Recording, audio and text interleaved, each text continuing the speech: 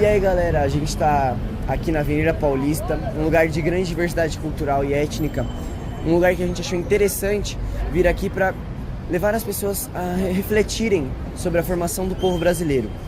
Então a gente vai fazer algumas perguntas que vão causar uma reflexão e informar as pessoas um pouco sobre o assunto, para que esse desconhecimento em frente à formação do nosso povo seja desconstruído, né? Então fiquem com o nosso trabalho. Bom, galera, a gente tá aqui com a primeira pessoa. Qual que é o seu nome e quantos anos? Esther, tenho 56 anos. Certo. A gente quer fazer uma pergunta para a senhora. Quem que você acha que descobriu o Brasil? Temos três alternativas. Pedro Álvares Cabral, com a chegada das caravelas. O Brasil não foi descoberto, já havia povos na região. E os espanhóis com as explorações de novos territórios. Qual você acha que está certo?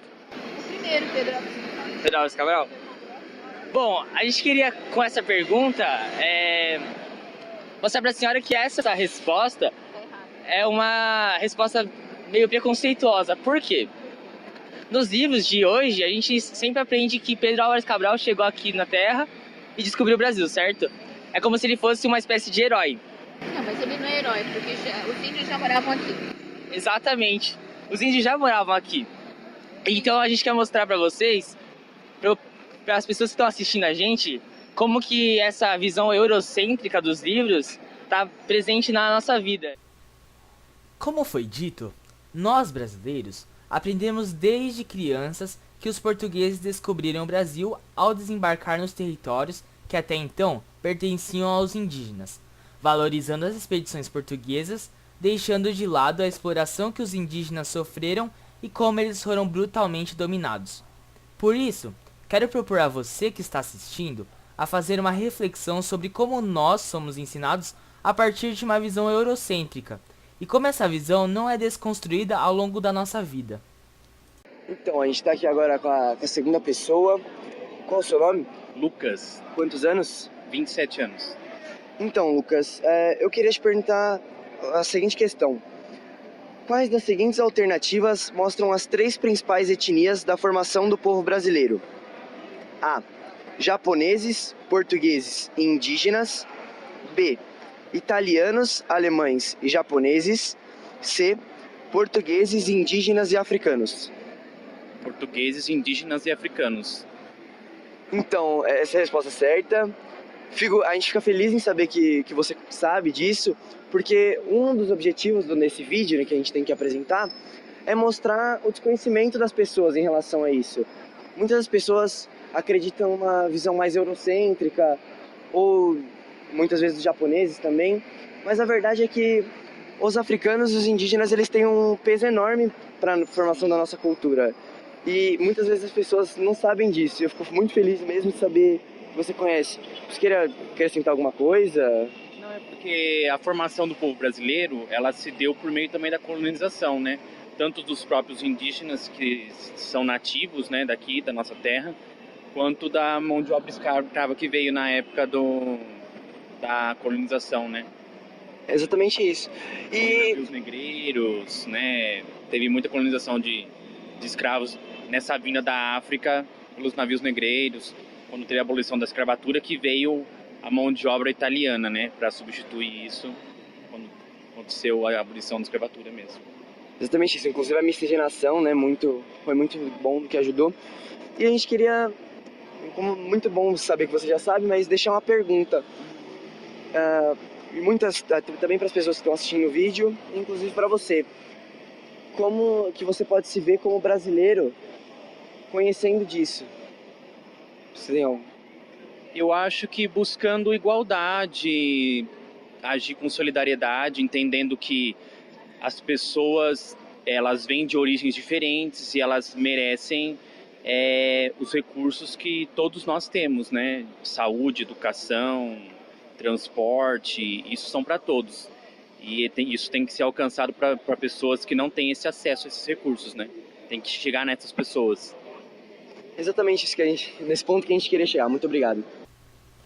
Bom, podemos perceber como o processo de miscigenação foi essencial e como a cultura de diferentes povos tiveram grande influência para formar o brasileiro de hoje. Bom, agora estamos aqui com a terceira pessoa. Qual é o seu nome? Renata, Quantos anos você tem? 41. Bom, Renata, eu queria fazer uma pergunta para você sobre a formação do povo brasileiro em si. Por exemplo, o termo índio encontrado nos livros A. É um termo pejorativo dado pelos portugueses. B.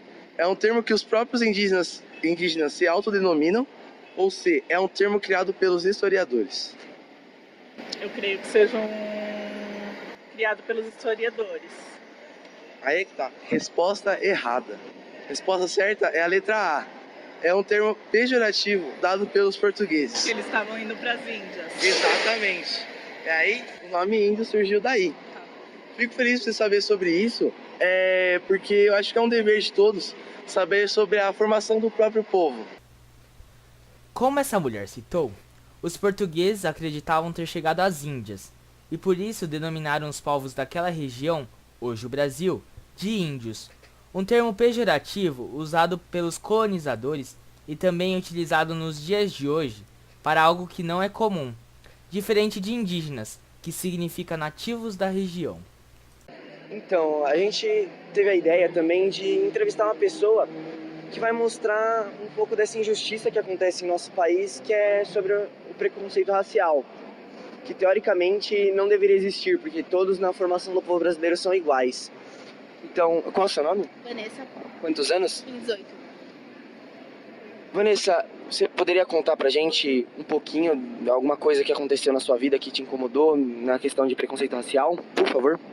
Teve um episódio quando eu tava na 8ª série de ter uma amiga negra na minha sala e além de mim tinha eu e ela apenas de pessoas negras na sala. E um dia um amigo e todo mundo zoava ela na escola. E um dia um amigo meu, eu perguntei para um amigo por que eles zoavam ela e não me zoavam. E aí eles falaram porque eles me viam como uma pessoa branca. E naquele momento eu vi que eu não era uma pessoa branca, eu tinha consciência da minha negritude e vi o racismo que ela sofria. E eu quis entender aquilo, entendeu? E ver que, dentro das escolas, ou em qualquer instituição que a gente esteja, ou qualquer lugar que a gente esteja, nós, como negros, estamos sujeitos a passar por muitas situações difíceis em relação ao racismo institucional, ao racismo em forma geral, né? E isso é extremamente triste, por mais que a gente pregue igualdade, que todos são iguais e tal, teoricamente, e na prática, nós não somos vistos como os iguais, entendeu? Como igual. A gente é visto como uma raça inferior, mesmo não sendo. Relacionando isso com a formação do povo brasileiro, né, que a gente fez um trabalho sobre isso, o que deu para perceber é que o povo brasileiro é formado de todas essas etnias igualmente. Então, tem a cultura dos africanos, tem dos índios, tem dos europeus, e eu também acho não faz sentido a gente visar apenas um lado, entendeu? E acho que não é legal a gente fazer com que a pessoa se sinta dessa forma que você falou. Você tem mais alguma coisa a acrescentar? Alguma coisa? Não, eu acho que essa questão da miscigenação, mesmo que seja, ela foi construída em cima de algo não muito bom, que na verdade foi o estupro, né? E não foi algo que a gente quis miscigenar e misturar as coisas, entendeu? Ninguém chegou pra gente e perguntou. E exatamente por isso, mesmo eu, como negra de pele clara, eu sofro muito racismo, um racismo diário, constante. Eu, meus amigos, que também são negros. E, a gente tá sujeito a isso, infelizmente, porque as pessoas não enxergam a gente, como eu disse, como a gente como igual, infelizmente. Obrigado. Nossa cultura é formada pela mistura de diversas etnias, incluindo os povos africano e indígena. Mas, infelizmente, devido aos processos de colonização, muitos brasileiros ainda sofrem por conta da discriminação racial. Será que é justo excluir esses grupos da sociedade por conta da cor da pele? Bom, galera, fizemos uma pesquisa com 50 pessoas a partir de um questionário com 15 perguntas relacionadas ao tema do vídeo. E podemos observar, ao analisar o gráfico, que muitos brasileiros não têm muito conhecimento sobre a formação de nossas raízes.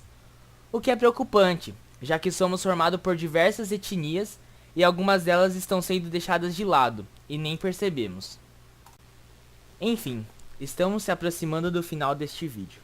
Nós, autores desse projeto, Esperamos que com nosso vídeo tenhamos provocado uma reflexão através das perguntas direcionadas principalmente a vocês que estão nos assistindo.